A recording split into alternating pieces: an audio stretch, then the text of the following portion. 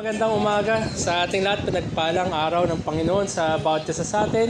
Salamat din sa Kanya na nakarating po dito ang bawat isa at upang maihanda tayo sa pakikinig. Muli, welcome sa SGRCC Kapalaran Outreach. Ito po ay pinangangasiwaan ng SGRCC Morong, kapwa ng SGC Manila. Meron din po tayong buong araw na schedule at announcement lamang rin po, mamayang hapon ay meron Lord's Supper sa Morong. Okay. Tapos meron pa rin po yung mga maiwan ay may gawain po dito sa hapon na ito. At paalala lang rin po sa atin, maliban po sa paglalakad sa likod. Kumari po ay silence po natin yung ating mga phone para mabawasan po yung distraction o disruption sa ating panambahan. At magpapain na tayo, pain 300. Mag-implement pag-ingay, no? May fine daw. At tanda natin na may external noise. Iwasan natin yung internal noise natin dito para hindi disrupted yung ating panambahan. So, also, tandaan po natin na sa paghahanda, sa pagharap sa ating Diyos na banal, ihanda rin natin ang ating sarili, magkaroon tayo ng pagbubulay-bulay, magkaroon tayo ng pananahimik upang tayo ay haharap sa ating Diyos. Kaya muli paalala sa atin sa Habakkuk chapter 2 verse 20, sabi nga ngunit ang Panginoon ay nasa kanyang templong banal, tumahimik ang buong lupa sa harapan niya. Upang may handa rin natin ating sarili sa pagharap natin sa ating Panginoon, maglaan po tayo ng oras na katahimikan, oras na pagbubulay. Pangunahan ko po ang bawat isa sa opening prayer natin at itatransition po sa ating presider na si John. Sige po, maglaan po tayo ng katahimikan.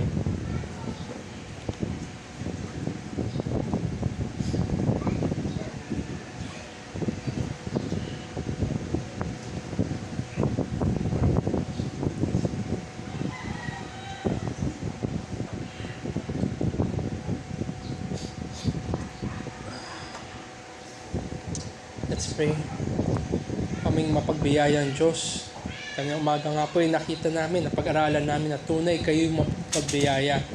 Papasalamat kami sa inyo kung paano nyo po kami, ang inyo po mga anak na tinawag. At ngayon po kami inyo po pinagbuklod upang maihanda kami.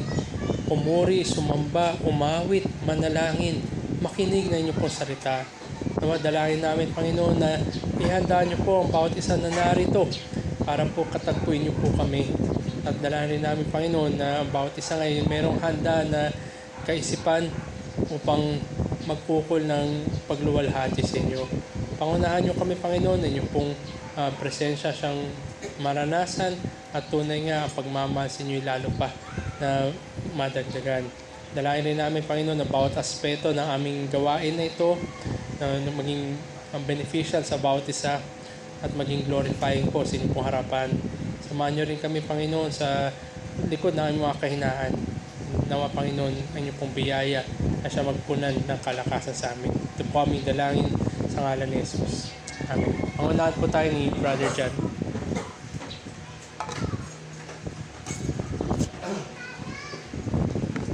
Magandang umaga po sa bawat isa. Sa ating pong panimula ng pagsamba, buksan po natin ang ating Bibles. Kung may Bibles po kayo, sa Psalm 106 o awit 106. Psalm 106. At basahin natin itong awit na may napakagandang pag-aalala ng mga gawang pagliligtas ng Panginoon sa bayan ng Israel.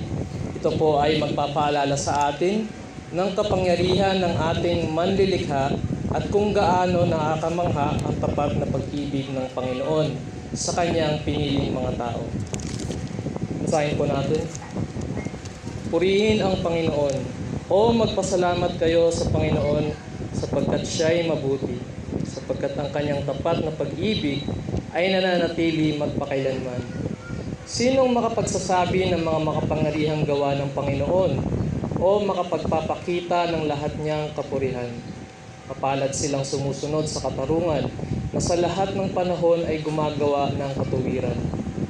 Alalahanin mo ako, O Panginoon, kapag ikaw ay nagpakita sa iyong bayan ng paglilingap dalawin mo ako ng iyong pagliligtas, upang makita ko ang kasaganaan ng iyong hinirang, upang ako'y maggalak sa kasayahan ng iyong bansa, upang ako'y lumaluwalhati na kasama ng iyong mana. Kami at aming mga magulang ay nagkasala, kami ay nakagawa ng kasamaan, kami ay nagsigawa ng masama. Hindi naunawaan ng aming mga magulang ang iyong mga kababalaghan sa Ehipto. Hindi nila naalala ang kasaganaan ng iyong mga kagandahang loob, kundi naghimagsik sa dagat na pula. Gayunmay iniligtas niya sila alang-alang sa kanyang pangalan, upang kanyang maipakilala ang kanyang malakas na kapangyarihan. Kanyang sinaway ang dagat na pula at ito'y natuyo. Pinatnubayan niya sila sa mga kalaliman na parang sa ilang. Kaya inilagtas niya sila sa kamay ng namumuhi at inilagtas niya sila sa kapangyarihan ng kaaway.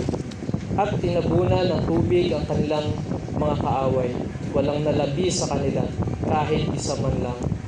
Nang magkagayoy, sinampalatayanan nila ang kanyang mga salita. Inawit nila ang kanyang kapurihan. Ngunit agad nilang nalimutan ang kanyang mga gawa.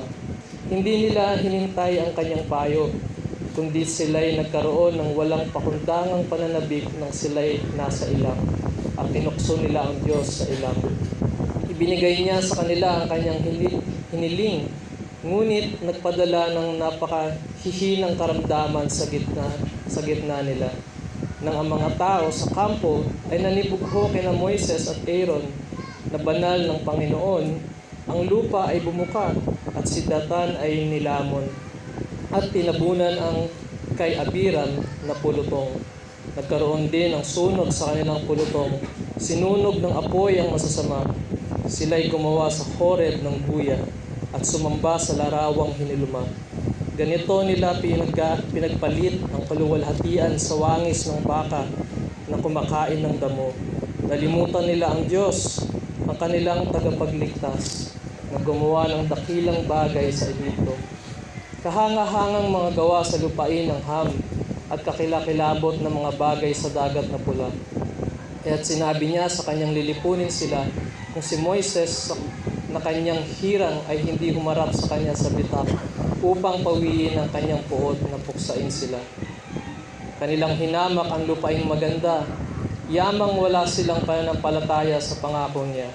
Sila'y nagmaktol sa mga tolda nila at ang ating Panginoon ay hindi nila sinunod.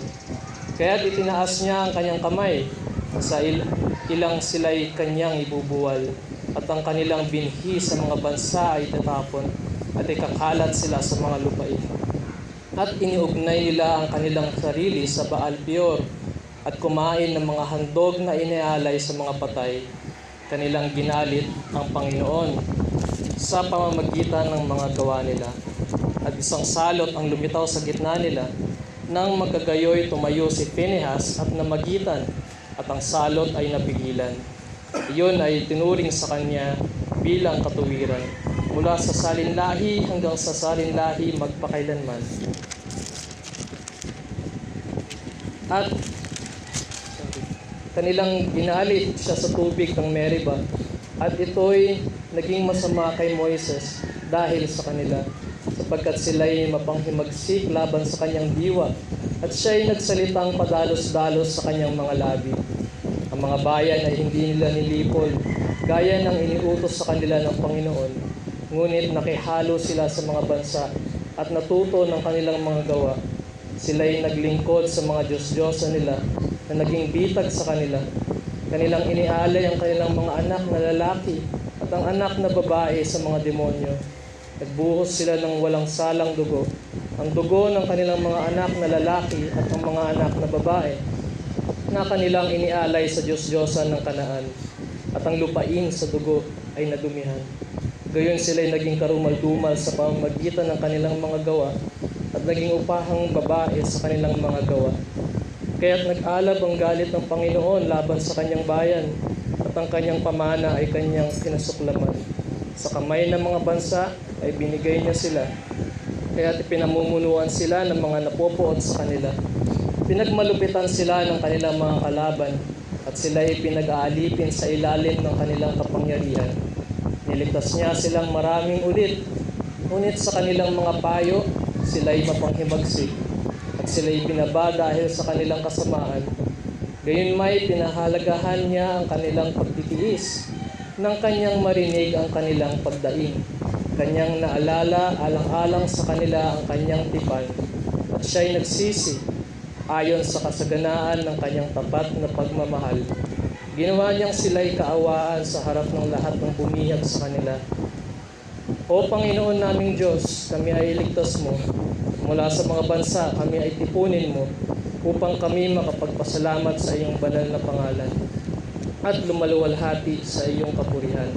Purihin ang Panginoon, ang Diyos ng Israel, mula sa walang hanggan hanggang sa walang hanggan. At sabihin ng buong bayan, Amen. Purihin ang Panginoon. Tayo nga po ay pumuri at awitan ng ating Panginoon sa unang himno natin. Praise to the Lord, the Almighty, the King of creation. Tayo po ay tumayo. Praise to the Lord, the Almighty, the King of creation. Oh, my soul, praise Him, for He is thy help and salvation. All ye who hear, now to His temple draw near. Join me in glad adoration. Praise to the Lord, who o'er all things so wondrously reigneth. Shelters thee under His wings, yea, so gently sustaineth. Hast thou not seen how thy desires there have been granted in what He ordaineth? Praise to the Lord, who doth prosper thy work and defend thee. Surely His goodness and mercy will daily attend thee. Under anew what the Almighty will do, if with His love He befriend thee. Praise thou the Lord, who with marvelous wisdom hath made thee. Deck thee with health and with loving hand guided and stayed thee. How often grief had not He brought thee relief, spreading His wings to o'ershade thee. Praise to the Lord, oh, let all that is in me adore Him. All that hath life and breath, come now with praises before Him. Let the Amen sound from His people again. Gladly for we adore Him. Tayo po'y manalangin. O aming Diyos, aming manlilikha, kayo po na nagbigay ng hininga sa amin ngayong umaga. Kayo po na nagbigay ng lakas, ng kapahingahan sa amin, at ng opportunity at ability, Panginoon, na lumapit sa inyo through your Son, the Lord Jesus Christ.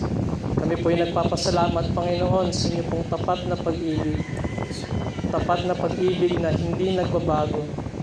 Maraming salamat, Panginoon, na inyo pong pag-ibig ay hindi po nakabase kung sino kami.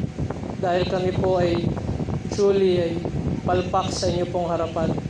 Wala pong matuwid sa inyong harapan, Panginoon. None is righteous. No, not one, as we have learned kanina sa aming pong Sunday School. Maraming salamat, Panginoon, dahil kayo po ay tapat sa inyong pong tipan. Kayo po ay tumutupad sa inyong pong mga pangako. Maraming salamat, Panginoon, na kayo po ay maawain. Truly, Panginoon, hindi kayo maikukumpara sa kahit anumang Diyos-Diyosan.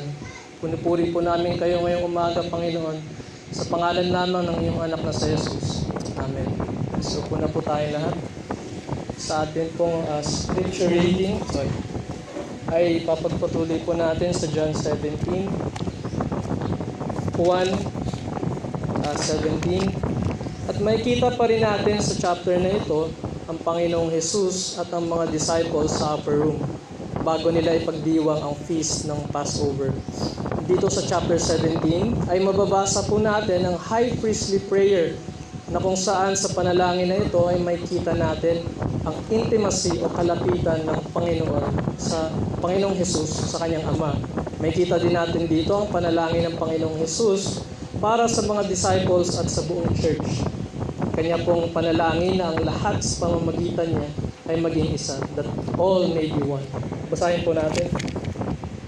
Nang masabi na ni Jesus ang mga bagay na ito, tumingala siya sa langit at sinabi, Ama, dumating na ang oras, luwalhatiin mo ang iyong anak, upang luwalhatiin ka ng anak. Yamang binigyan mo siya ng otorgad sa lahat ng laman upang bigyan niya ang buhay na walang hanggan ang lahat ng ibinigay mo sa kanya. At ito, ang buhay na walang hanggan, na ikaw ay makilala nila na iisang Diyos tunay at si Jesucristo na iyong sinugo. Luwalhati kita sa lupa sa pagtatapos ko ng gawain ibinigay mo sa akin. At ngayon, Ama, luwalhatiin mo ako sa iyong harapan ng kaluwalhatiang aking tinaglay sa harapan mo bago nagkaroon ng sanlibutan. Pinahayag ko ang iyong pangalan sa mga taong ibinigay mo sa akin mula sa sanlibutan. Sila ay iyo at sila ibinigay mo sa akin at itinupad nila ang iyong salita. Ngayon ay nalalaman nila na ang lahat ng mga bagay na ibinigay mo sa akin ay mula sa iyo. Sapagkat ang mga salitang ibinigay mo sa akin ay binigay ko sa kanila at kanilang tinanggap. At totoong nalaman na ako ay nagmula sa iyo at naniwala silang ikaw ang nagsugo sa akin. Dinadalangin ko sila. Hindi ang sanlibutan ang dinadalangin ko, kundi para doon sa mga ibinigay mo sa akin. Sapagkat sila ay iyo. Ang lahat ng sa akin ay iyo at ang iyo ay akin at ako'y naluluwalhati sa kanila. At ngayon ay wala na ako sa sanlibutan, subalit ang mga ito ay nasa sanlibutan at ako'y papariyan sa iyo. Amang banal, ingatan mo sila sa iyong pangalan, sila na ibinigay mo sa akin, upang sila'y maging isa, na gaya naman natin na iisa. Habang ako'y kasama nila, iningatan ko sila sa iyong pangalan, sila na ibinigay mo sa akin. Sila'y binantayan ko at isa man sa kanila ay walang napahamak maliban sa anak ng kapahamakan upang matupad ang kasulatan. Ngunit ngayon ay pupunta ako sa iyo. Ang mga bagay na ito ay sinabi ko sa sanlibutan upang sila'y magkaroon ng aking kagalakang ganap sa kanilang sarili. Ibinigay ko sa kanila ang iyong salita at napuot sa kanila ang sanlibutan, sapagkat hindi sila taga-sanlibutan, gaya ko naman na hindi taga-sanlibutan. Hindi ko hinihiling na alisin mo sila sa sanlibutan, ngunit ingatan mo sila sa masama. Hindi sila taga-sanlibutan, na gaya ko na hindi taga-sanlibutan. Pabanalin mo sila sa katotohanan. Ang salita mo ay katotohanan. Kung paanong ako'y iyong sinugo sa sanlibutan, sila ay sinugo ko rin sa sanlibutan.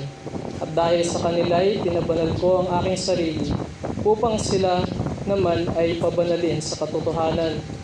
Gayunmay, hindi lamang sila ang dinadalangin ko, kundi sila rin naman ng mga sumasampalataya sa akin sa pamamagitan ng kanilang salita.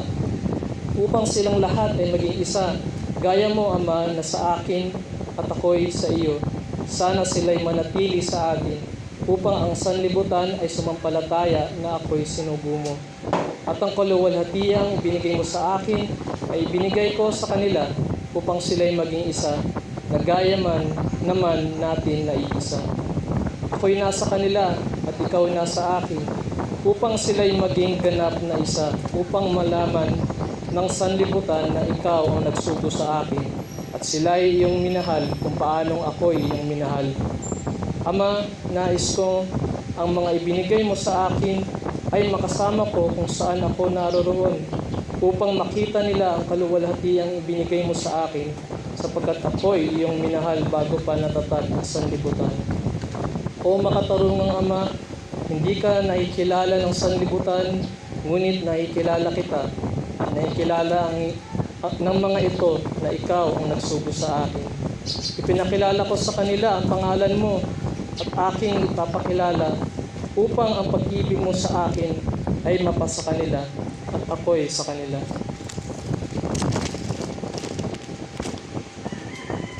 Sa atin pong paikinig, umawit mo ulit tayo ng isa pang hymno, hymn number 2, I am thine, O Lord. Tayo po'y tumayo.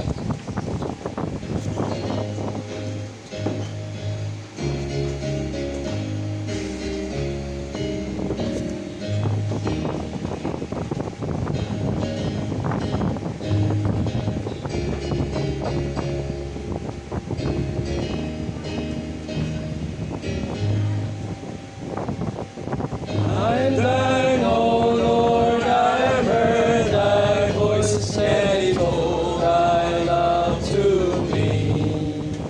But I long to rise in the arms of faith, and be closer drawn to thee. Draw me nearer, nearer, blessed Lord, to the cross where thou hast died. Draw me nearer, nearer, nearer, blessed Lord, to thy precious bleeding side. Consecrate me now to thy service, Lord, by the power of grace divine. Let my soul look up with a steadfast hope, and my will be lost in thine. Draw me nearer, nearer, blessed Lord, to the cross where thou hast died. Draw me nearer, nearer, nearer, blessed Lord, to thy precious bleeding side. Oh, the beauty light of a single hour that before thy throne I spend. When I kneel in prayer and with thee, my God, I commune as friend with friend. Draw me nearer, nearer, blessed Lord, to the cross where thou hast died. Draw me nearer, nearer, nearer, blessed Lord, to thy precious bleeding side. There are depths of God that I cannot know till I cross the narrow sea. There are heights of joy that I may not reach till I rest in peace with thee. Draw me nearer, nearer, blessed Lord, to the cross where thou hast died. Draw me nearer, nearer, nearer, blessed Lord, to thy precious bleeding side.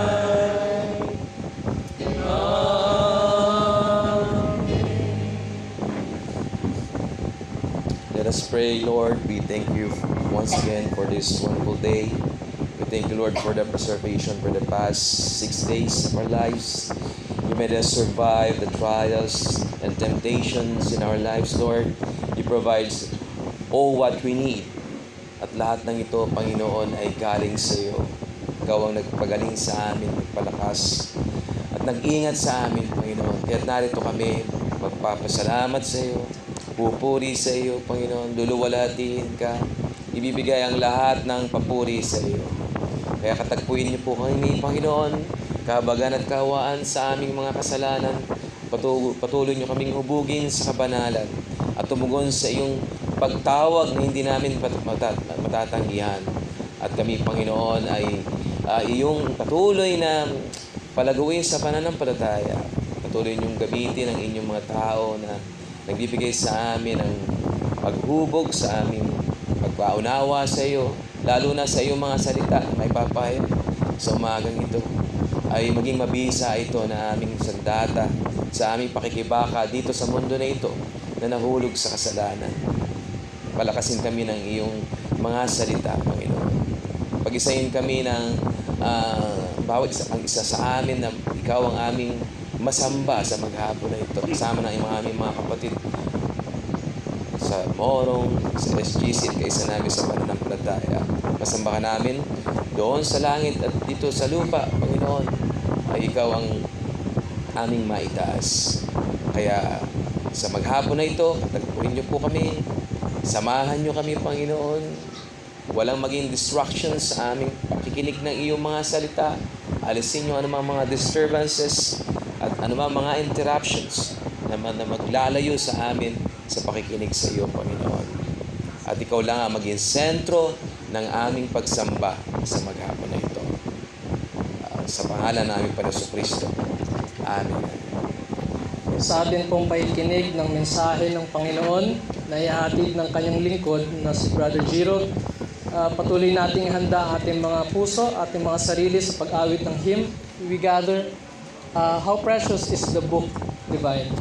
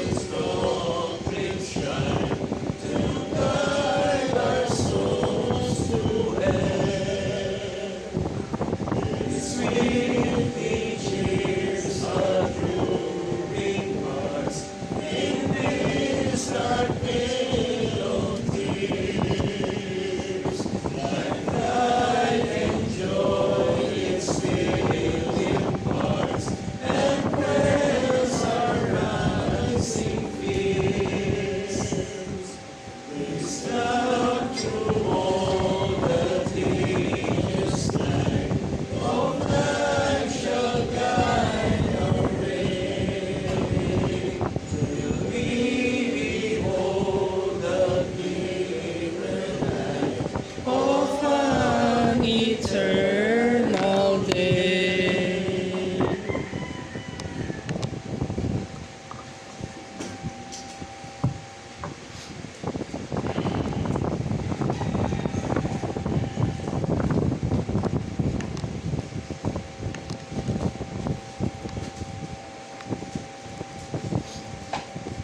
Muli, isang magandang umaga at mapagpalang araw ng Panginoon.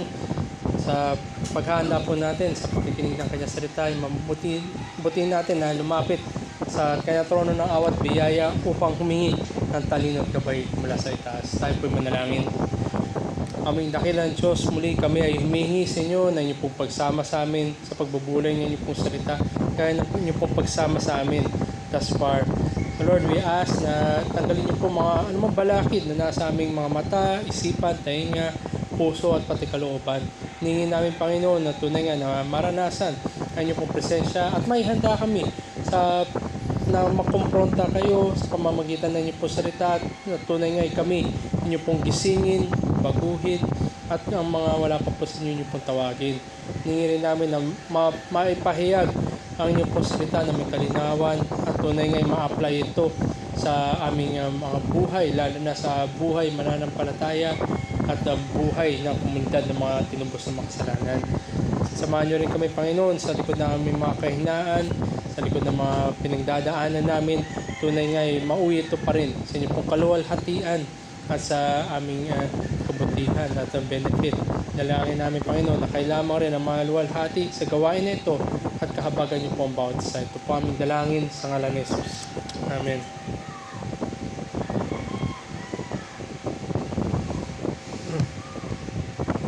Napakarami po na iba't ibang uri ng laban o digmaan sa kasaysayan ng sangkatauhan. Ngunit masabi natin sa modern time natin, at least sa contemporary time or modern time natin, isa sa pinakamahalagang digmaan at napagtagumpayan ay ginanap noong 1944. So 1944, that's around 82 years ago, kung saan ang pangalan, bawat siguro na major na gera o mission ay binabautismo ng pangalan. Ang tawag o pangalan do sa operation na ito yung Operation Overlord, o mas kilala ito sa tatawag na D-Day, na kung saan ito yung sabihin natin na very crucial upang mapagtagumpayan ng mga allied laban sa Axis, mapalaya ang Europa at sumunod nga ang iba pang lugar sa ating mundo. Ito nga isang allied operation na nag-launch na successful na invasion do sa France, na kung saan nandun nakafocus yung German na army, at sabi nga ito nga yung hudyat ng pagpapalaya at pagtatapos ng digmaan na yon.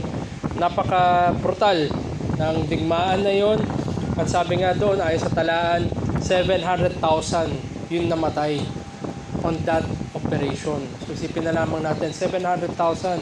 Hindi lamang ito number, kundi lalahanin natin 700,000 na kaluluwa ang nawala, or sabihin natin tumawid sa kabila ng araw na yon. Many were permanently torn away from their families. Hindi lamang kaluluwa, kundi pati buhay. Isipin natin, yung mga tao na nandun, nailayo sila sa kanilang pamilya for months or even siguro years. Pero ito yung naging bunga. Nasabi nga natin, kung susuriin natin, gagawa tayo ng assessment, looking back dito sa Operation Overlord na ito, masabi natin na ito ay necessary, kailangan, necessary endeavor to end the war. May mga bagay na kailangan natin gawin, bagamat mahirap, masakit. May mga bagay na sabi natin, masusuri lamang natin on a later year, looking back kung kailangan nga ba talaga ang mga maganap, ang mga gawain na yan. Pero pinag-uusapan doon ay military operations. Ginagawa mga military operations sapagkat meron silang kumpiyansa, confidence na merong success na mangyayari. Kaya nga napaka-masusing pagpaplano, lalo na yung pag-execute ng kanilang mga plano upang maging successful ang mga military operation at magkaroon ng contribution, magandang contribution sa buhay na sangkatauhan. Pero ganun din, hindi naman masyadong naiiba ang buhay mananampalataya, lalo-lalo na ang komunidad ng mga tinubos na makasalanan. Meron man tayong kinakaharap na iba't ibang gera. Personally, bawat individual sa atin at corporately, siguro kung meron man tayong hinaharap ng mga hamon. Ngunit meron tagumpay na naghihintay. Meron, sabihin natin, success na naghihintay. At dahil dyan, tayo ngayon ay pinagtatahi sa lugar na ito, sa panahon na ito, sa providensya na ito, upang sa ganon ay magkaroon tayo ng pagpapatibay sapagkat ngayon may paparating at tayo rin ay tatawid tungo sa kaharian ng Diyos. So ito hindi failure. Ang pagtawag kanina, nakita natin, no? Yung pagtawag ng Diyos sa mga kasalanan na kanyang tinubos, dinadala sila sa isang mga grupo ng kapwa tinubos din ng Diyos mula sa kanilang mga kasalanan. Sila ngayon ay tinatahi na sa ganun ay magbibigay sila ng pagpapalakasan, pagpapagal hanggang sa huling araw. Ito rin yung makikita natin sa pagpapatuloy natin ng serye natin sa 1 Thessalonians. At tayo ngayon narito na sa bandang dulo na chapter 2 at ang magiging span ng teksto natin sa umaga na ito ay 1 Thessalonians chapter 2 verses 17 hanggang chapter 3 verse 5. Buksan po ninyo yung mga Biblia at babasahin ko po ang verse 17 na chapter 2 hanggang chapter 3 verse 5. 1 Thessalonians chapter 2 verse 17.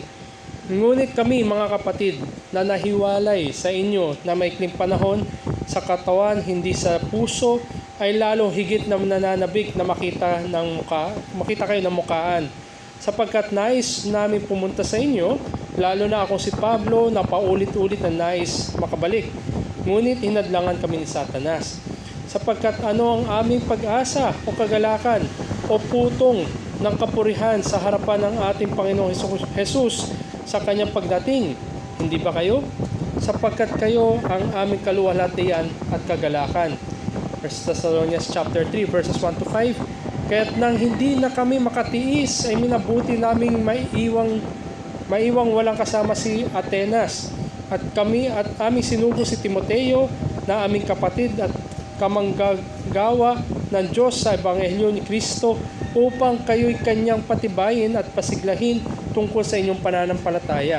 Upang ang sino may huwag mabagabag ng mga kapighatiang ito.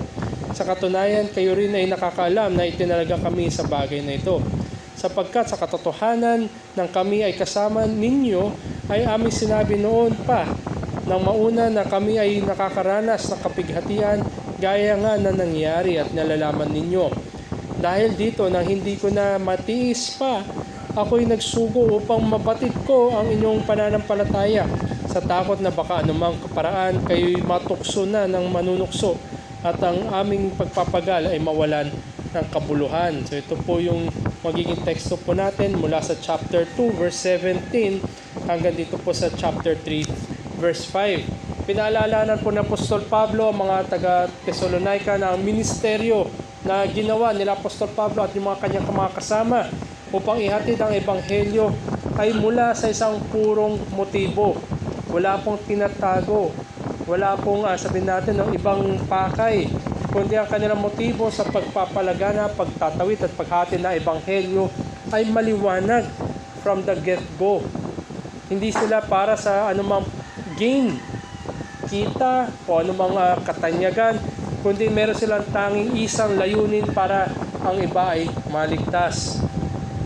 Sa Apostol Pablo at ang kanyang mga kasama ay hindi naghahangad ng kanilang sariling kaluwalhatian sapagkat nga puro yung kanilang motibo, ang kanilang mithiin ay luwalhatiin ang Diyos. Ito yung kanilang glory sa pagpapahayag ng ebanghelyo. Hindi yung para sa kanila, kundi para luwalhatiin ang Diyos. At inihambing nga ni Apostol Pablo ang ministeryo na kanilang ginampanan doon sa isang nanay.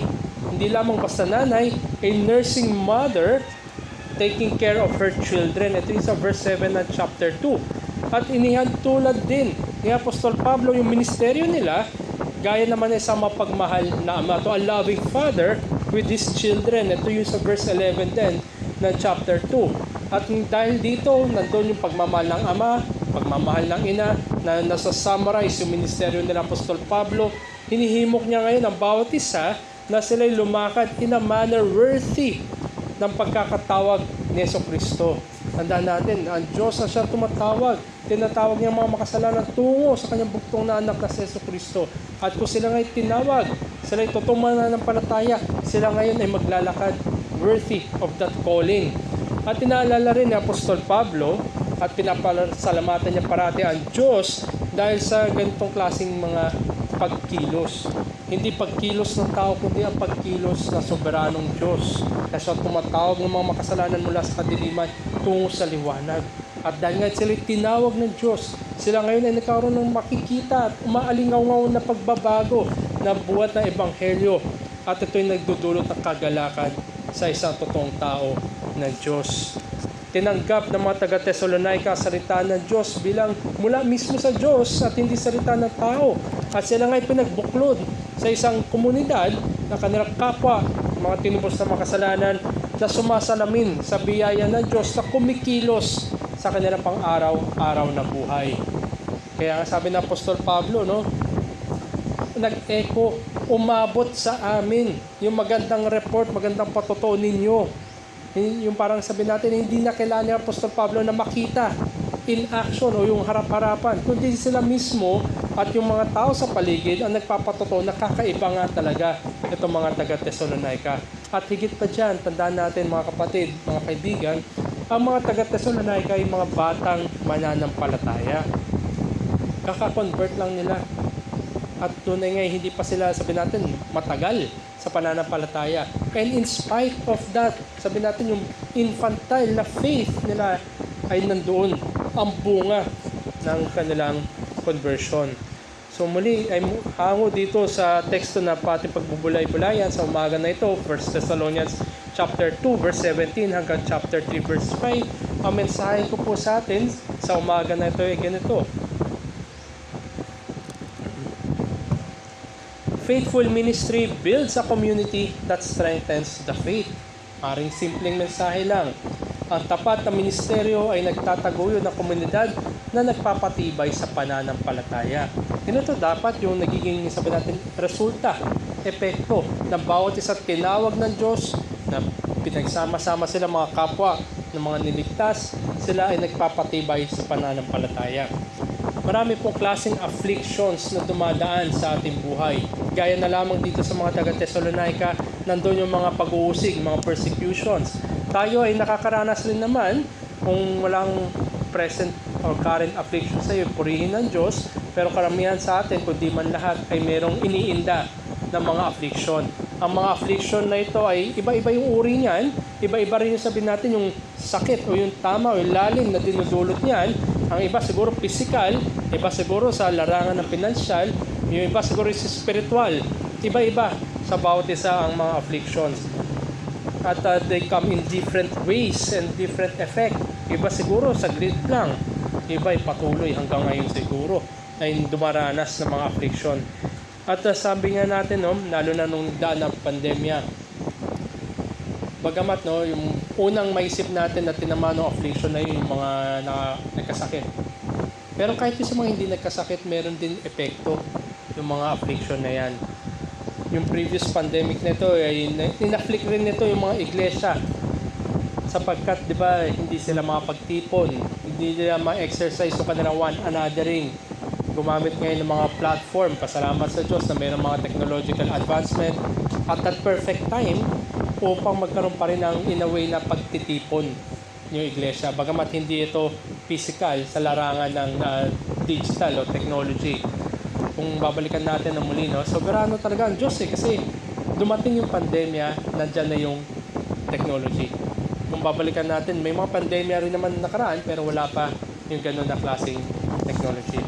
So dahil nga nagkaroon ng pagtitipon, no? Di kaya nag-meet virtually yung mga mananampalataya, sa panahon na yun, yung communication nila takes place in such a way na hindi mo, wala doon yung kayong kapatiran.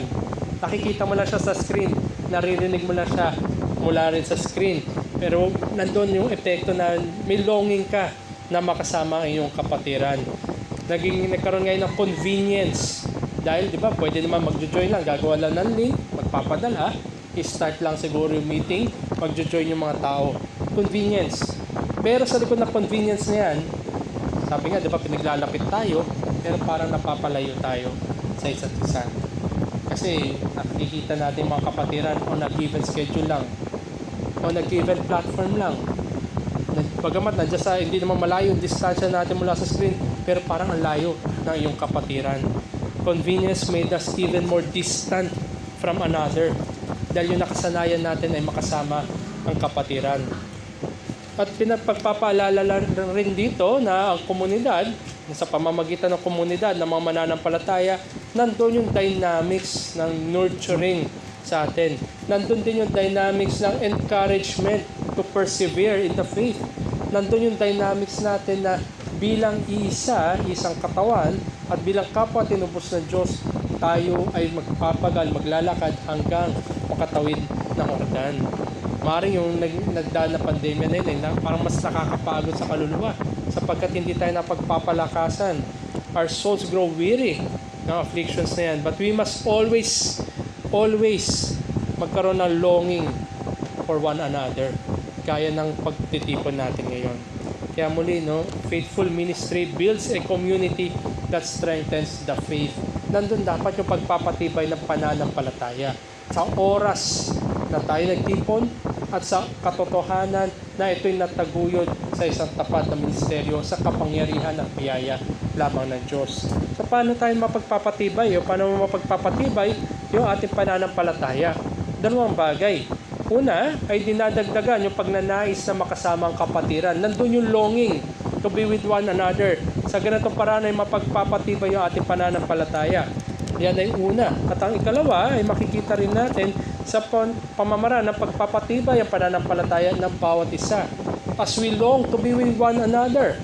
At kung tayo ngayon makasama na natin ng bawat isa, nandoon yung pagpapatibay ng pananampalataya. Ang hirap na magkaroon na sabihin natin no, ng virtual lang na encouragement.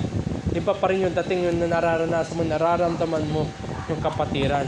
At nakikita mo yung kanyang, sabihin natin, concern niya at totoong pag-ibig niya sa iyo. So tingnan natin ito. Yung iglesia doon sa Thessalonica, bagit ko nga ito'y bago pa lamang, bata pa lang sa pananampalataya, ay inulan na o binagyo ng mga kapighatian, na afflictions, ng persecutions.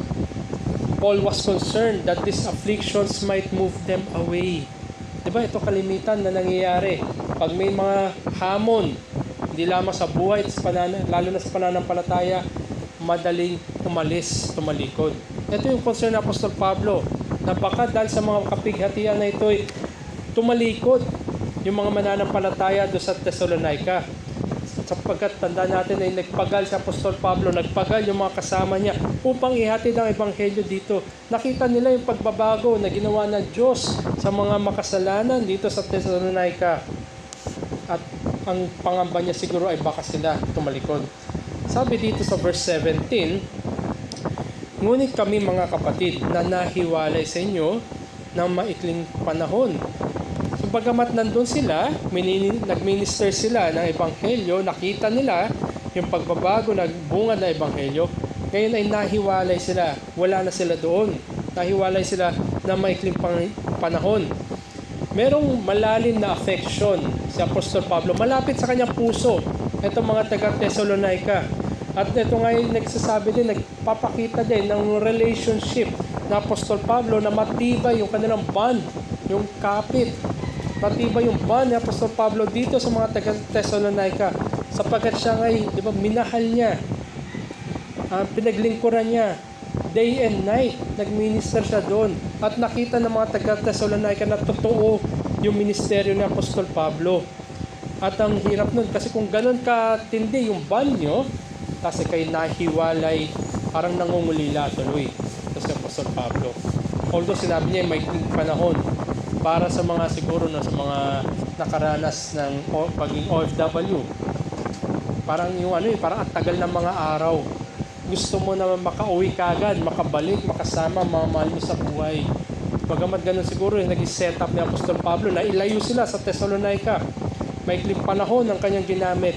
Pero nandun yung kanyang pangungulila. Gusto niya makasama yung mga minahal niyang mga kapatiran. At ang paghihiwalay na ito, sinabi niya, sa katawan, hindi sa puso. Sa katawan, physically, wala doon si Apostol Pablo. Pero yung puso niya parang naiiwan doon. Naalala ko, si David Livingstone, isa siyang missionary na sa Africa, ang kanyang destino. Siya ay English. English. Isa siyang Briton. Nung nahiwalay siya ay nagtaguyod na missionary doon sa Africa. At sa panahon na siya ay tinawag na ng Panginoon, siya ay namatay na, binalik yung kanyang katawan sa Inglaterra, pero yung puso niya wala doon, wala sa kanyang katawan, naiwan sa Africa. So parang ganito si Apostol Pablo, bagamat magkahiwalay, wala doon siya physically, yung puso niya ay naiwan dito sa taga-Thessalonica. At hindi lamang ito, sabi pa niya ay lalong higit na nanabik na makita kayo ng mukaan. So magkahiwalay, maikling panahon, yung puso niya naiiwan doon, nananabik siya na makita ng mukaan. So makasama ulit. Gusto niya makabalik at makasama sapagkat nais namin pumunta sa inyo. Lalo na, ito mismo si Apostol Pablo, paulit-ulit man nais niya makabalik, ngunit hinahadlangan sila ni Satanas. Ang separation na ito ay geographical, physical, pero hindi ito spiritual o emotional na separation. Sapagkat yung kanyang isipan, yung kanyang puso ay nananatili doon sa mga taga-Thessalonica. Very concerned siya. Kaya nga hindi niya minamaliit yung mga hamon doon. Gusto niya makabalik. Gusto niya mapagtibay yung mga kapatiran sa Thessalonica. Na sa ganun ay hindi sila malihis sa pananampalataya, hindi sila maakit o ma-deceive ni Satanas. The Thessalonian brethren remain very close to heart. Diba, ganito rin kung meron kang sabihin natin, best friend mo o mahal mo sa buhay, nandun yung concern mo na sana mapabuti itong kaibigan ko na ito, itong mahal ko sa buhay na ito, sana hindi siya mapahamak. Ganito rin sa Apostol Pablo sa mga taga-Thessalonica. At sa verses 19 to 20, sapagkat ang aming pag-asa o kagalakan o putong, yung crown ng kapurihan sa harapan ng ating Panginoon Jesus sa kanyang pagdating. Hindi ba kayo? Ang isa nga sa central na theme, yung tema ng Thessalonians ay yung muling pagbabalik ng ating Panginoong Jesucristo. Kung kaya ganun na lamang inaris ng Apostol Pablo na sa katotohanan na pagbabalik muli ng ating Panginoon, ang Ebanghelyo ay may tagumpay sapagkat tumatawag ito ng mga makasalanan na nakikita sa kanilang pamumuhay ang pagbabago bunga ng Ebanghelyo. Sila ngayon ay komunidad na nagpapagal dahil may katiyakan na pagbabalik muli ng ating Panginoon. At sa chapter 4 ngayon, nandun din yung pagtuturo ni Apostol Pablo patungkol sa kamatayan at muling pagkabuhay dahil tiyak na babalik muli ang ating Panginoon. Sa makatwid ay ito'y paghihimok na mamuhay ang mga mananampalataya na may katapatan sapagkat babalik nga muli ang ating Panginoon. At ito'y binanggit niya rin dito sa verse 19. Yung putong nakapurihan sa harapan ng ating Panginoon sa Kristo sa kanyang pagdating. Ito ko niya pagbabalik. Dumating na si Jesus noong panahon na ito. Siya ay umakyat na sa langit. Siya ay babalik muli. At ano yung kanyang crown of glory? Diba? Sabi ng ating Panginoon, sa kanyang muling pagbabalik, siya ay magbibigay. Yung mga nagtrabaho, naglingkod, ay meron mga reward. Ito yung kanyang putong sa harapan ng Panginoon sa kanyang muling pagbalik. Hindi ba kayo, aking mga kapatid, na yung aking pagpapagal sa biyaya ng Diyos, pagministeryo ko na salita ng Diyos at hindi ang aking salita. Ang aking motibo ay kaluwalhatian na Diyos at hindi ang aking sarili motibo. At may kagalakan ako dahil binago kayo ng Diyos. Yun ang kanyang kagalakan sa harapan ng Diyos. Paul saw himself fully committed and bound to serve the Thessalonians only in terms of serving Christ and also yung kanilang kaligtasan. Yun yung motibo ng Apostol Pablo. At yun rin yung kanyang crown of glory sa pagbabalik ng ating Panginoon sapagkat kayo ang aming kaluwalhatian at kagalakan. Hindi ba tayo magkakaroon ng kagalakan kung minaligtas? Ito'y dapat automatic sa atin bilang mananampalataya. And the heart of Paul is revealed to us, pinakita. Yung laman ng puso ng Apostol Pablo, kung makikita natin, kung idadissect natin, yung puso ng Apostol Pablo, nandoon. Ang kanilang kaluwalhatian, kagalakan ay dahil ang Diyos ay kumilos sa kanila. Si Jesucristo ay napahayag, napangaral, at siya'y tumawag ng mga makasalanan. The fruits of His labor and the grace of God is seen in the lives of the Thessalonian brethren. At hindi lamang ito, bagamat may mga kapighatian sa harapan ng mga mananampalataya na ito, sila ay tumindig, sila ay nagpagal, nagpatuloy, at lalo pa nagningning sa buhay pananampalataya dahil may katiyakan na pagbabalik na ating Panginoong Jesucristo. At dahil sa pagmamahal na ito, pagmamahal at pag-ibigan ng mga kapatiran na sila nga ay nagpatotoo sa kapangyarihan ng Ebanghelyo, the people of God is built to be a community that they long to be with one another. Gustong-gusto nila na magkasama. Kasi Apostol Pablo nga na nahiwalay, gustong makabalik upang makapagbigay din ng pagpapalakasan. At hindi lamang ang pagpapatibay ng pananampalataya para sa mundong ibabaw na ito. Tandaan natin, dahil ngay katotohanan at certainty na babalik ang ating Panginoon si Kristo, ang pagpapatibay ng mga kapatiran na magkakasama sa mundo na ito, sa buhay na ito, ay dadalhin hanggang sa magpawalang hanggan. Ano man ang mauna, whichever comes first, ang pagbabalik man ni Jesucristo o tawagin tayo sa kaluwalhatian. Ang higit na matimbang ay sasabihin ng ating Panginoong, well done, good and faithful servant. Sa paglilingkod natin sa Kanya, sa paglilingkod natin sa kapatiran, makita ang mga motibo natin at ang ating putong ng kagalakan ay dahil lamang sa ating Panginoon sa Kristo. Ang iglesia o yung kapulungan ng mga tinubos ng Diyos, yan ay isang, sabi natin, institusyon kung gusto mong tawagin. Yan ay institusyon na malayo o farthest thing sa isang corporate business entity. Malayo siya. Although meron mga principles na pwedeng i-apply. Magandang principles na pwede nating i-apply mula sa mga corporate business. Pero ang iglesia ay hindi business.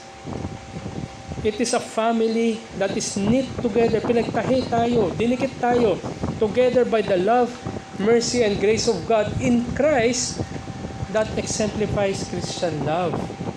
Diba sa mga korporasyon, nagmi-meeting, ano bang gagawin? Para madagdagan yung kita, mapalago yung kanilang business. Pero ang iglesia, hindi niya business yon, kundi ang business na iglesia ay pagpapahayag ng ebanghelyo, pagpapatibay ng mga mananampalataya at pagluluwalhati kay Kristo. At ang bawat mananampalataya kung ikay tinahi sa iyong mga kapatiran, we must also be looking forward hindi lamang sa magpawalang hanggan, kundi sa pagbabalik rin ng ating Panginoon sa Kristo. Kung kaya't ang komunidad ng mga tinubos sa mga makasalanan ay ginagamit natin ano man yung pinagkaloob sa atin ng Diyos upang paglingkuran ang ating mga kapatiran na sa ganun ay naluluwalhati ang Diyos sa ating midst, sa ating kalagitnaan. Dahil ngayon katotohanan na babalik si Jesus, isipin na lamang natin mga kapatid, sa kanyang pagbabalik, ano ang sasabihin niya kung hindi tayo naglingkod sa bawat isa? Depart from me, I never knew you. Nakakatakot kung kaya tayo ay mahimok na maging totoo pagmamahalan at paglilingkod natin para lamang sa kaluwalhatian ng Diyos. Kanina ko pa po yung nababanggit yung knitted, yung tinahi. Isa nga po magandang ilustrasyon ay itong knitted fabric. Yan ay textile, mga tela. At ang pagtinahiyan, yung resulta nito, ang pagtatahi ay hindi lang naman diretso yan eh. Patong-patong yan yung pagtatahi. Interloping na yarns na dahil nga sila patong-patong at iba-iba yung kanilang sabihin natin order, yan ay nagpapatibay sa isang damit. Kung kaya't ang isang damit o tela na patong-patong yung pagtatahi sa kanya, mas matibay yan kaysa sa isang tela na sabihin natin hindi tinahi. Yan ay isang epekto ng pagtatahi sa mga tela. Ganon din yung iglesia. Ganon din yung kapulungan ng mga tinubos ng mga makasalanan. Bagamat iba-iba yung ating kalooban, yung ating mga yung pinagkaloob sa atin, mga gifts. Iba-iba rin yung mga background, kinagisnan natin. Ginagamit natin yan one over the other upang mapagtibay ang bawat isa. Ang bawat isa ay may pinagkalooban ng biyaya. Ang bawat isa ay mayroon kanyang sariling sabihin natin background o upbringing na maaaring pwede niyang dalhin ng kanyang expertise o karanasan o talino niya para sa bawat isa. Nang sa ganun ay tayo'y tumitibay. Hindi tayo madaling mapunit, bagkus. Dahil nga tayo tinahi, lalo tayong matibay. A church that is knit together in love is very flexible and easy to adjust sa mga sirkumstansya ng ating kapatiran at ng ating kapulungan, but always longing for one another. Saan ka nakakita ng tinahi pero lalong lalalayo? Ang pagtatahi ay para pagsamahin, pagtibayin ang dalawang party. Tela, kapatiran, makasalanang tinubos. They can be stretched in many ways, but always going back to their center. Baga na ito yung mga tela, pwede mo i-stretch yan, pero pabalik at pabalik yan sa gitna. At ang gitna ng mga tinubos sa makasalanan ay ang ating Panginoon sa Kristo. Ang bawat isang tinubos ay tinubos sa dugo ng ating Panginoong Heso Kristo. Kung kaya mahamon tayo mga kapatid, nakikita mo ba yung kapulungan na edifying? Ibig sabihin ay nagbe-benefit ka ba sa kapulungan ng mga mananampalataya? Meron ka bang longing na makasama ang mga kapatiran, lalo-lalo na sa araw ng panambahan, sa Lord's Day, araw ng ating Panginoon? O kontento ka na lamang na meron naman yan virtual. Pwede naman ako mag-attend online. O hintayin ko na lang yung recording pag na-upload. Ito ba yung ginagawa sa atin? Sa oras na naisip natin, yung convenience, o pwede naman pala na malayo, at hindi na kailangan ng longing na magkasama natin ang bawat kapatiran. Yan ay gawa ni Satanas. Satan is hindering us. Tandaan natin, sabi ng Apostol Pablo, gusto niya makabalik doon agad-agad, kung pwede. Pero hinaharangan sila ni Satanas, kaya hindi sila makabalik. Ikaw ba, kapatid, ay nagmamadali ka rin ba makasama ang kapatiran, lalo-lalo sa araw ng Panginoon? O ikaw mismo, bagamat yung distansya hindi naman ganun kalayo, self-inflicted ba? O siya sabihin mo na lamang ay kay nilalayo ni Satanas. Naway hindi ito mangyari. Kundi ang makita sa atin ay nandun yung longing natin, na ito yung beneficial para sa atin, at yan nga ay gawa ng Panginoon, hindi lamang sa individual na kaligtasan, lalong-lalo na pag pinagbuklod, pinagtahi tayo bilang magkakasama. Ang iglesia ay nangangailangan ng mga pastor, diakono, mga miyembro who care deeply for one another. Si Apostol Pablo, ang masabi natin, siya ay founding member ng Thessalonian Church, siya ay nagtaguyod, siya ay nagtoil para doon, kasama niya mga missionaries. Sila ngayon nailayo, pero bagamat malayo sila, na puso niya ay longing to be there. Bagamat siya ay malayo, hinimok niya ang bawat isa na maglakad, worthy of their calling. Sila nga'y tinawag ng Diyos. Patunayan natin ngayon sa ating pamumuhay na tayo nga'y totoong tinawag ng Diyos. At ito yung nakikita na sasalamin sa buhay, sa mundong ibabaw na ito, at lalong-lalo pa sa magpawalang hanggan. This should be a compelling picture of what a community of redeemed sinners look like. Ganito ang larawan ng mga tinubos sa kanilang kasalanan, pinagbuklod-buklod na bawat kapwa tinubos na sentro ay ating Panginoon, at ang pinapahayag ang Ebanghelyo, at ang nakikita sa buhay ay ang biyaya ng Diyos. And likewise, we are to love one another to the end of what is entrusted in us. Merong mga pinagkatiwala sa atin, merong mga kalooban na binigay sa atin, ngaway gamitin natin yun upang luwalhatiin ng Diyos.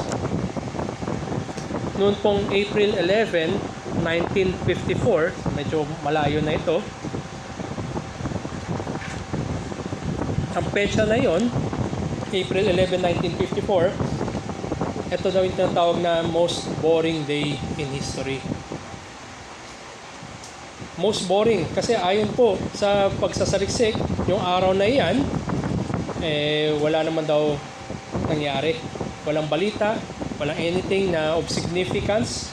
Sabi nga doon, ang ginamit, nothing much happened. Bagamat alam natin marami nangyayari sa bawat sulok ng mundo, sa bawat segundo, bawat minuto, lalo na sa isang araw.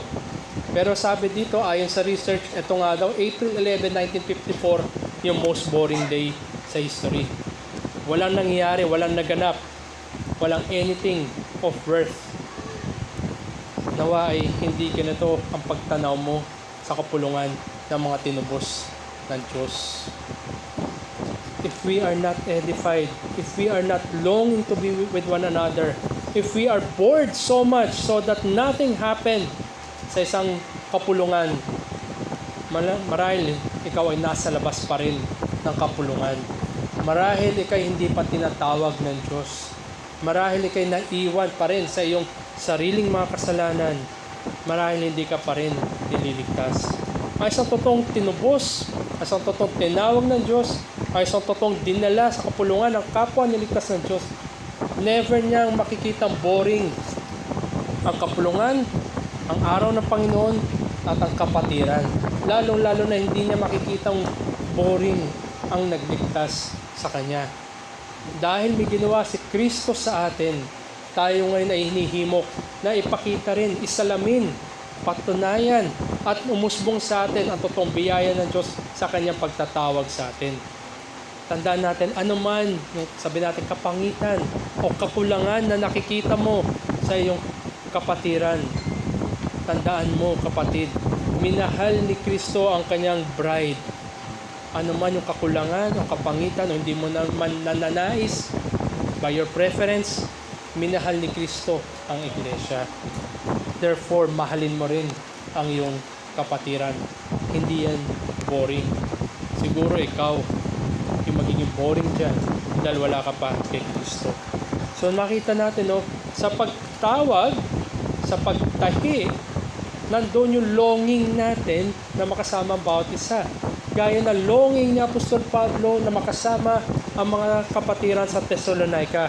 At kung meron tayong pagsasama at tayo nagsama, naging magkasama tayo, naroon ang pinagpapatibay ang pananampalataya ng bawat isa. Faithful ministry strengthens the faith of one another. Dahil tayo ay pinagbuklod. Hindi tayo pinagbuklod upang magkasama lamang, kundi higit sa lahat, dahil sa liwanag ng kapighatian, mga hamon, tayo ngayon ay dapat magpalakasan.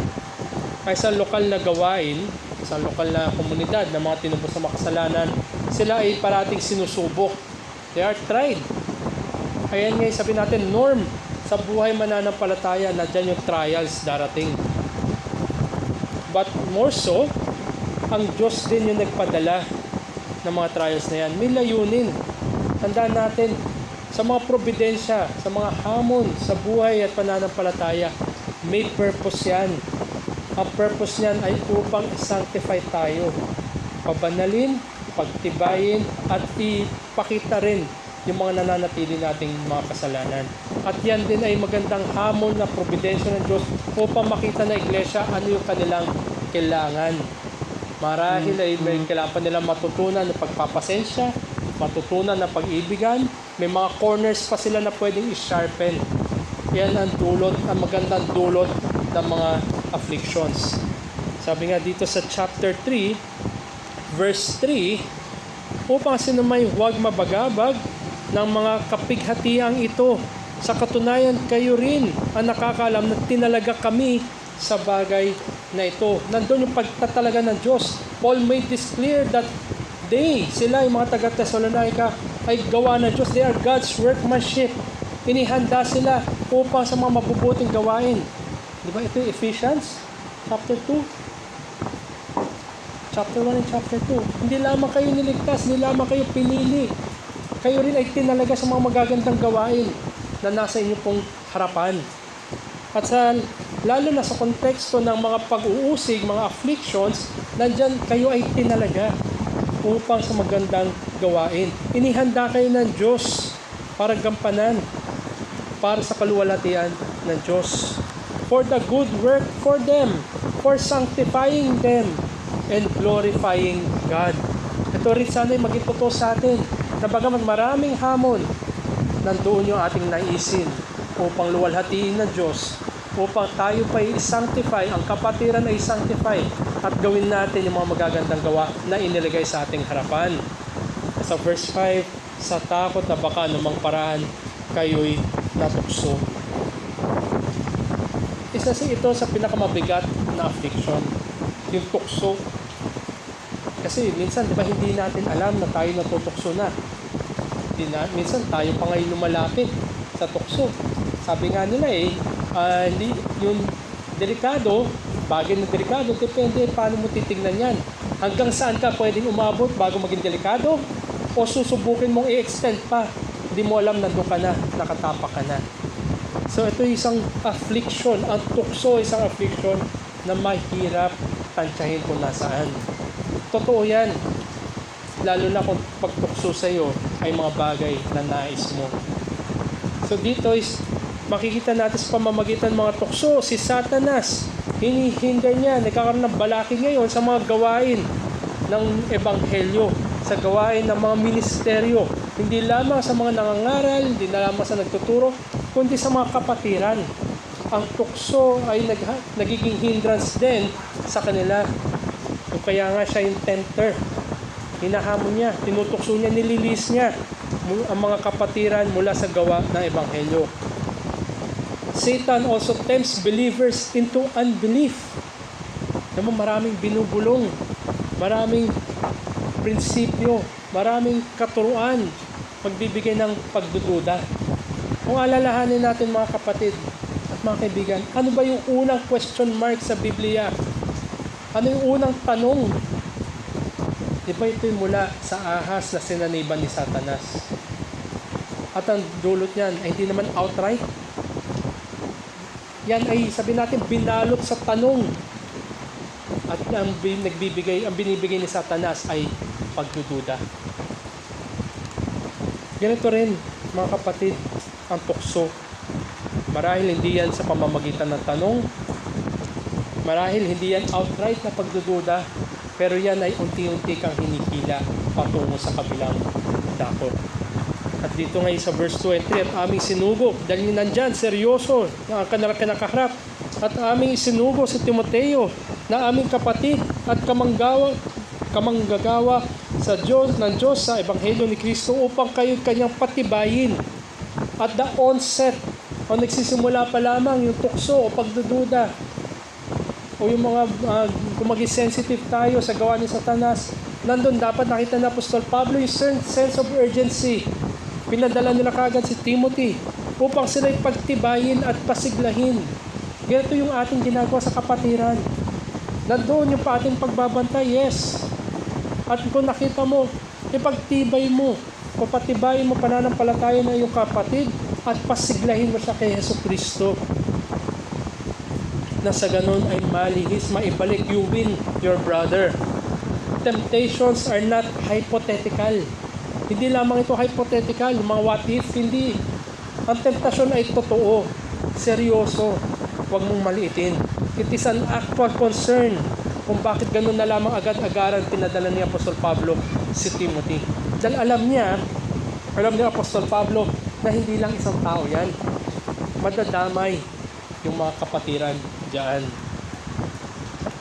Because the presence of sin is so powerful in our lives and unbelief results from the troubles of life. The people of God is built to be a community that motivates us to persevere in the faith. Nandun dapat yung pagpapatibay at pagpapasigla sa mga kapatiran. Ito nga isang mabuti o maganda, mapagbiyayang karakter at talino ng Diyos na ginagawa niya sa mga mananampalataya. Lalo na siguro sa isang mananampalataya na sabi natin season, marami na pinagdaanan, matagal na sa pananampalataya, makikita niya. At siya ngayon inilagay doon upang gampanan yung kanyang tungkulin. It is very vital to those who needed help. Sabi nga sa Proverbs 27:17, ang bakal ay nagpapatalas sa bakal at ang tao ay nagpapatalas sa isa pang tao. Tao yung nagpapatalas sa kapatiran.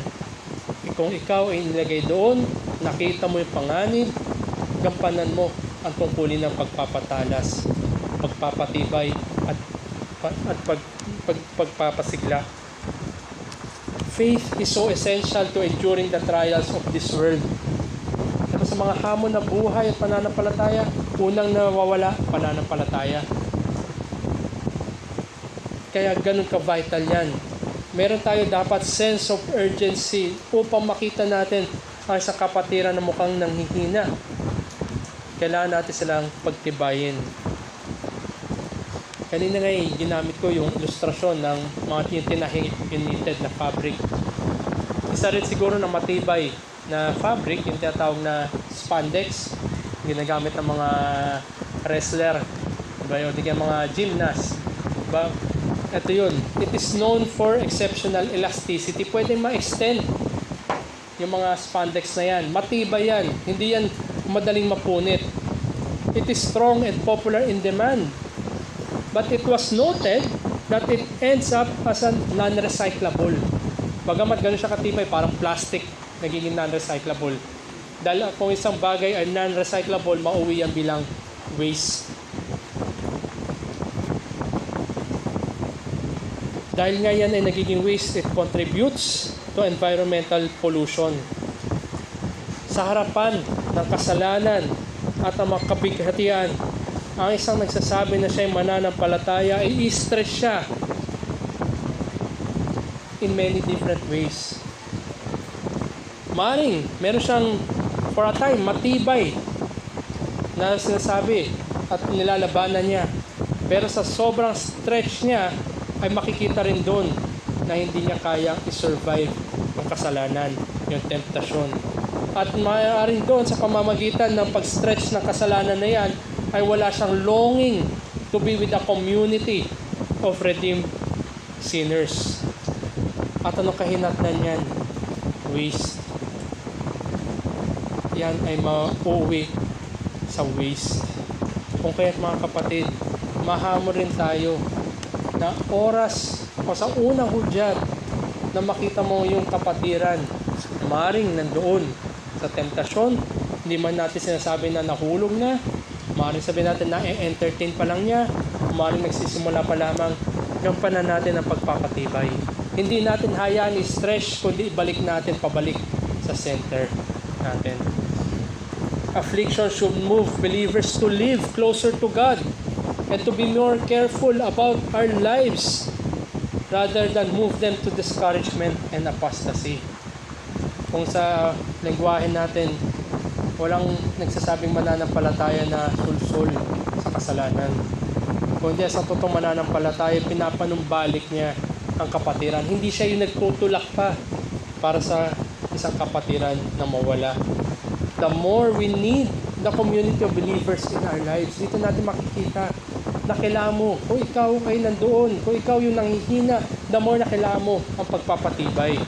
So let us be careful to guard and nurture our faith. Hindi lamang sapat na pagbabantayan natin ating pananampalataya o yung pananampalataya na iba, kundi dapat pinifeed din natin. We nurture yung kanyang pananampalataya. Naway araw-araw ito present sa ating mga puso at isipan, lalo-lalo na sa salita ng Diyos, so that our faith might be protected from the assaults of the tempter and the world. Tandaan natin, maraming arrows na binabato, pinupukol ng tempter, si Satanas. At alam niya ang kahinaan ng bawat isa. Hindi tayo mas magaling. Maaaring siguro in denial tayo, pero alam niya kung saan kanya atakihin. Kung alam mo yung kahinaan at alam mo na si Satanas ay alam lalo ang yung kahinaan at paano siya atake, hindi ba the more na kailangan mo ang yung kapatiran? Noong po July 24, 2019, ito naman yung petsa na nagkaroon ng talaan na sinasabi nila the busiest day in aviation history. Aviation, ito yung mga patungkol sa aeroplano. Ito daw yung busiest day, July 24, 2019. Nagkaroon ng, sa kanila pagtatala, 225,000 flights took place in the skies on that day. So isipin natin, no? Oh, malaki ang mundo, pero 225,000 na mga eroplano sa araw na yun. busiest day yung tinuring dyan. Ganito rin yung buhay mananampalataya, mga kapatid. Marami yung kinabibisihan. Maraming bagay, maraming eroplanong pinalilipad sa ating buhay upang tayo maging busy, mawala ng oras sa pananampalataya at kapatiran. Marahil siguro mga eroplano niya, tinitignan lang natin. Namamangha pa siguro tayo. Ganito rin yung temptasyon ni Satanas. Maaaring siguro sa umpisa tinitignan mo lang. O baka mamaya namamangha ka na rin. Nawawala na yung oras sa salita ng Diyos, sa panalangin, at nalalayo ka sa iyong kapatiran. Through all these afflictions, it is easier to move away from the community. But more so, nandun pa rin natin tungkulin na dalhin sila sa trono ng Diyos. So ito yung nakita natin. Nandun yung pagnanais sa Apostol Pablo na makasama ang mga kapatiran. Nandun nakita nila gano'ng kaseryoso yung temptasyon ni Satanas upang magkaroon ng sense of urgency, padala sa Timoteo.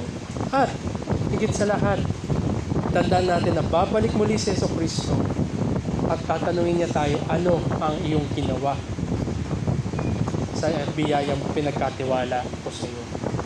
Makita natin, nandun na the more we need one another, the more we need to exercise our duty to one another, and the more certain that Christ will return, that we are to be found faithful to Him. Kaya bilang pagtatapos, exhortation, yung pamamanhik o paghikayat, exhortation and encouragement in the faith ay kailangan natin more than ever. Padami yung temptasyon sa paligid natin. Na marahil siguro yung mga naunang mananampalataya, hindi nila na-encounter. Wala naman silang internet, wala naman silang Facebook, wala naman silang mga social media. Hindi mo ba na mapapansin? Scroll ka lang na scroll. Tapos isang oras na pala yung nawala. Meron kang messenger, hindi mo naman kinakamusta yung kapatiran. So ito yung mga devices na wala ang mga nagdaang mga mananampalataya na meron sa ating panahon. Ano pa kaya yung susunod na meron? Mas madali tayong ilihis, ilayo. Kung kaya't kailangan natin ng paghihimok at paghihikayat sa pananampalataya. It is the pressing need forgotten today by those who would turn the church into nothing more than a worship center. Ganito ba yung pagtingin mo sa kapulungan? Na narito lang para may something going on? Na ang tingin mo ba ay narito lang para kumawit, makinig, and after that, that's it? Ganito ba yung pananaw sa iglesia? It takes and it makes a lot of difference when faithful ministers of the word are involved in the lives of believers. And it makes all the difference when a congregation is knit together in love in the midst of afflictions. Kaya nga isa rin na sinabi dito, to establish and exhort one another in the faith. Na sila yung pagtibayin. Ang misyon ni Timoteo, pinadala siya ni Apostol Pablo upang pagtibayin at pasiglahin. Nawa tayo yung kasangkapan ng Diyos para sa ating kapatiran na nagpapatibay at nagpapasigla sa pananampalataya ng kapatiran. Pero, isipin natin, Brother Giro, di ba ang kinakausap ni Apostol Pablo dito yung mga mananampalataya? Yes, exactly. Kaya ang hamon nito sa bawat mananampalataya na tayo magpasigla at magpatibay ng pananampalataya. Pero kung ikaw ay wala pa kay Kristo, marahil naghahanap ka pa rin ng pagpapatibay o validation, affirmation ng iyong kasalanan sa labas. Marahil naghahanap ka pa rin ng mga maririnig mo, gusto mong marinig sa labas. Pero wala kang pananaw o konsepto, hindi mo alam na patungo ka pala sa kapahamakan, na ang iyong kaluluwa ay mahina, malayo ka at wala kang pananampalataya. Ang hamon sa iyo ay makita mo kung paano mag-ibigan ang mga mananampalataya sapagkat sila yung pinagkabit-kabit, pinagtahi-tahi, alang-alang sa kaluwalhatian ni Kristo. Hindi mo makikita yung pagpapatibay sa labas. Ang makikita mo lang ay patuloy na pagtulak sa iyo sa kapahamakan at kahatulan. At marahil na siguro nakangiti ka pa tungo sa magpawalanggang kahatulan. At sa patuloy na pagpapahayag ng Ebanghelyo, sa patuloy na pagpapangaral patungkol kay Kristo at kanyang ginawa sa ating mga kasalanan, naway makita mo ang tanging pag-asa mo ay na kay Kristo lamang. At makita mo rin na ikaw ay mahina at nangangailangan ng pagpapatibay at pagpapasigla sapagkat muli nga ay babalik si Kristo. Tanungin mo iyong sarili, kaibigan, sa pagbabalik ng ating Panginoon, ano ang iyong sasabihin sa kanyang harapan. Kaya naway mahikayat ka sa pananampalataya at makita mo kung paano magmahalan ang mga kapatiran dahil sa katiyakan na babalik muli ang ating Panginoon. Let's pray. Aming dakilang Diyos, ang mga bagay na Ama, salamat muli sa aming napakinggan. Tunay ngayon magkaroon kami ng sense of urgency dahil totoo ang mga kapaghihatian, totoo ang mga pag-uusig at hamon sa pananampalataya at sa buhay. At totoo nga na kami mahina, madaling lumihis, madaling matukso. Nawat Panginoon, salamat sa inyo pong biyaya, sa kapulungan ng mga mananampalataya at sa inyo pong pagtubos sa amin at sa mga kapatiran. Naway magampanan namin ang pagpapatibay at pagpapasigla at lalong-lalo na maging totoo sa amin to do this with full consciousness na kayo po ay babalik muli. Nawa Panginoon ay mahamon kami, kahabagan nyo kami at bigyan nyo kami ng biyaya sa gawain na ito. At hiningi rin namin na inyo pong habag sa mga wala pa po sa inyo. O Lord, iligtas nyo po sila, inyo po sila tawagin habang wala po kaming naisin na sila'y mapahamak. Wag po sa aming naisin ay sila ngay manampalataya sa inyo na sa ganun ay buhay na magpawalang hanggan, katubusan, kaligtasan, kapatawaran at marami pang pagpapala ay matamo nila gaya namin. Nawa dalangin namin ay sila rin ay inyo pong tawagin sa inyo pong kaparaanan at kapanahunan. At sila nga po'y luwalhatiin kayo sa kaligtasan natin at magdulot ng kagalakan sa amin din sa pagtawag niyo ng makasalanan. Nawa Panginoon, ay seryosohin namin ang aming pagiging isa sa inyo pong harapan, that we care for one another, to love one another because you have loved us. So help us, O Lord, at ninyo po kaming samahan sa mga gawain at pagpapatuto, pagpapatibay sa harapan ng mga hamon. Ito po aming dalangin sa ngalan ni Jesus. Amen.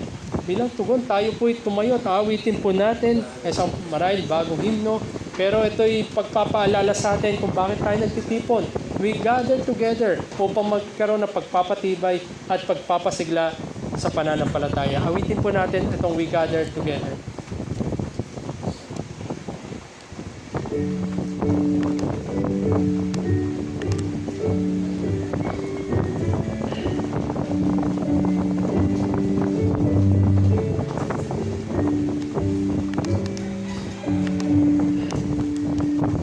We gather together to ask the Lord's bless.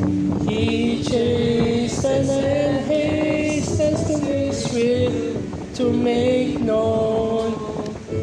Wicked oppressing now cease from distressing. Sing praises to His name. He forgets not His own. Beside us to guide us, our God, with us joining, ordaining, maintaining His kingdom divine.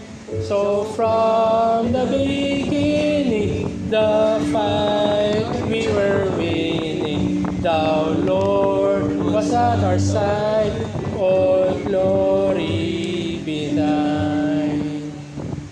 We all do extol Thee, Thou leader triumphant, and pray that Thou still our defender will be. Let Thy congregation escape Thy tribulation. Thy name be ever praised, O Lord, make us free.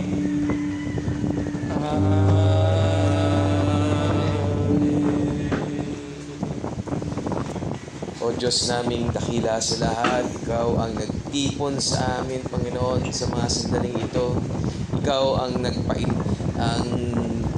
nagpaisa sa amin. Ikaw ang nagtahi sa amin, nag-ugnay sa amin sa bawat isa, Panginoon. At dahil iyan sa tapat na pangangaral ng iyong mga salita. Tularan namin ang mga mananampalataya doon sa Thessalonica na sila, bagamat sila ay bago pa lamang sa pananampalataya, ay pinakita nila ang magandang ehemplo ng pagmamahalan at pagkalinga sa bawat isa. Naroon ang kanilang pagnanais na magsama-sama, naroon ang pagpapalakasan, ang one anothering, Lord. Ang mga ito ay mag-encourage sa amin na tularan ang mga kapatid namin sa Thessalonica na makita ang pagpapahalaga ng gawain sa isa't isa, ng iglesia, sa pangkalahatan.